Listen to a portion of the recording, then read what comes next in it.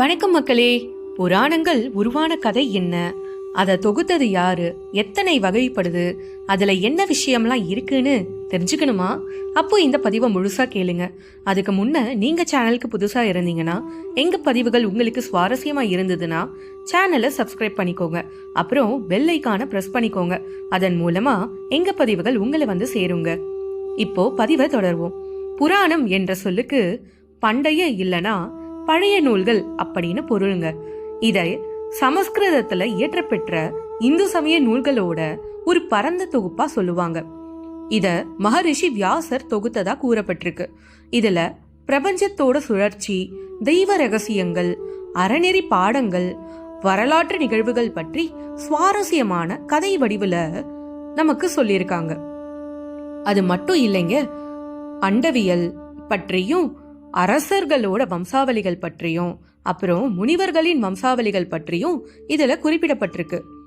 வேதத்துக்கும் இதுக்கும் இருக்கிற வித்தியாசம் என்னன்னா, வேதங்கள் தத்துவார்த்தமா சடங்குகளா இருக்குங்க. ஆனா புராணங்கள் ஆன்மீக தத்துவத்தை எளிமையா பாமரனுக்கும் புரியுற விதமா சுவாரஸ்யமான கதைகள் மூலம் நமக்கு கூறுதுங்க. பொதுவாவே எந்த ஒரு கருத்தையும் கதைகள் மூலமா சொன்னா ஈஸியா மனசுல பதிஞ்சிடும்ல. புராணங்கள் மொத்தமா 18 வகைங்க. ஒவ்வொரு கல்பத்தின் நிகழ்வுகளை கதை வடிவமா கூறுது. பிரம்மாவின் ஒவ்வொரு நாளையும் ஒரு கல்பம்னு சொல்லுவாங்க. தினம் தினம் புதுசா உலகத்தை பிரம்மா படைப்பாராம். ஒவ்வொரு கல்பத்தின் முடிவுலையும் இந்த பிரபஞ்சம் அழிஞ்சு மீண்டும் அடுத்த கல்பத்தில் உருவாக்கப்படுவோம். அப்படி அந்த கல்பத்துல நடக்கிற நிகழ்வுகளை தான் புராணமா வகுத்திருக்காங்க. இந்த 18 புராணங்கள் தான் மகா புராணம்னு சொல்லுவாங்க. இதுல இருக்கிற கதைகள் தான் சில மாற்றங்களை கொண்டு ஒவ்வொரு கல்பத்திலையும் ரிப்பீட் ஆகுமா. இப்போ வகைகளை பார்க்கலாம்.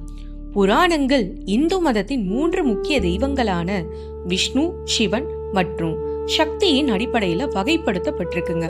முதலா வைஷ்ணவ புராணங்கள் விஷ்ணுவின் பல்வேறு அவதாரங்களை பற்றியும் லீலைகளையும் அவரது மகிமைகளையும் விவரிக்குதுங்க. இதற்கு கீழே விஷ்ணு புராணம், பாகவத புராணம், நாரதிய புராணம், கருட புராணம், பத்ம புராணம் மற்றும் வராக புராணம் வருது. சைவ புராணங்கள் அதாவது சிவபெருமானின் பல்வேறு வடிவங்கள் பற்றியும் அவரோட திருவிளையாடல்கள் பற்றியும் சிவ பக்தர்களின் பெருமைகளையும் மற்றும் சிவ வழிபாட்டு முறைகள் குறித்தும் விவரிக்குது. இதற்கு கீழே சிவபுராணம், லிங்க புராணம், ஸ்கந்த புராணம், அக்னி புராணம், மத்ஸ்ய புராணம், கூர்ம புராணம் வருதுங்க. சாக்த புராணங்கள் அன்னை ஆதிபராசக்தியின் பல்வேறு வடிவங்கள் குறித்தும் அவரது மகிமைகளையும் அவரோட போர் சாதனைகள் பற்றியும் தேவி வழிபாட்டு முறையின் முக்கியத்துவத்தை பற்றியும் விவரிக்குதுங்க.